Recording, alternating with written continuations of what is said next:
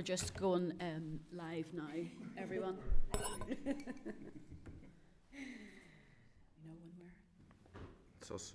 That's us. Thank you very much. Members, welcome to the Committee on Procedures today on the it's hard to believe, isn't it? It's the 26th of March.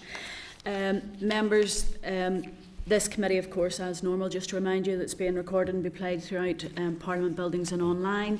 You're welcome to use your mobile phones as long as they're in airplane mode and all devices are muted, and it's not permitted to take photographs or record any of the meeting. Do any members have any interests in relation to today's meeting?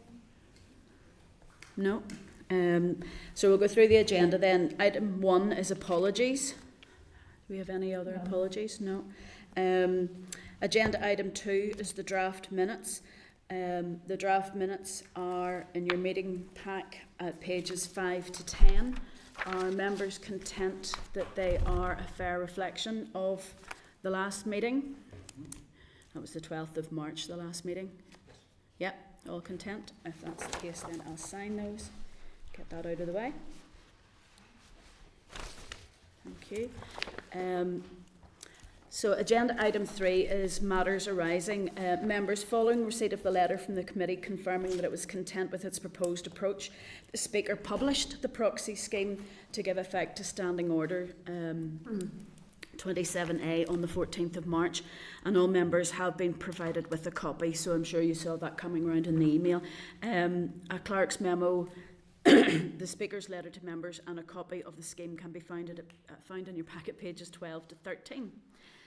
The scheme, now there was a comparison done between our report and the scheme, and just to let you know that the scheme was published largely that was set out in our committee report on proxy voting for parental leave in plenary, with one minor enhancement in addition to the alterations to the maximum duration now provided for parental leave, parental bereavement leave and fostering responsibilities, and the requirement that members shared parental leave should take into account the leave taken by their spouse or partner. The minor change is that the scheme provides for the notification of a proxy vote or the withdrawal or change to a proxy vote to be made in hard copy on a business office pro forma as an option to emailing the notification as suggested by the committee. If made by hard copy, the wet signatures of the member and the proxy are required. So to be honest, that's actually quite a good thing to have. So it's another additional way for members who wish to avail of that to do so. So just members, I just asking you to note the publication of the proxy voting scheme, and again, of course, to pass on thanks to everyone involved for all the hard work on that. I know that there's at least one, possibly two members have already availed of that scheme, so it has gone in. Ewan. Just to say, yesterday, Chair, I noticed it in operation for the first time in the chamber, and it seemed to work very smoothly. So, we've been through this before with COVID, with proxy voting, so the staff in the business office are, and the tellers and the people working, looking after votes are brilliant, so I don't see that it being an issue, but no, thank you to all for your work on that. We've got it in place. There's another one down, more to go. But members, we are going to move on to the next session, which includes legal advice on proxy voting for long-term illness. And because it involves legal advice, I'm going to ask for permission for us to move into closed session. Yep? Yep, thank you.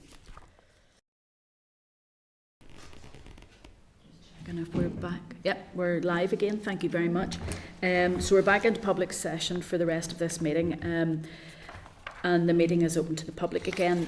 Members, just to note, as we don't have quorum at this stage, that the forward work programme is at page 208 of the meeting pack. Members, just to advise you that to accommodate the ongoing work in relation to the inquiry into proxy voting and consideration of the issues in relating to section 42 of the Northern Ireland Act and petitions of concern, the briefing by the examiner of statutory rules on the scrutiny of delegated powers and bills is going to be scheduled to take place on the 21st of May or thereabouts. So it's just to note that. And then agenda item 7 is there are no items of correspondence to cover.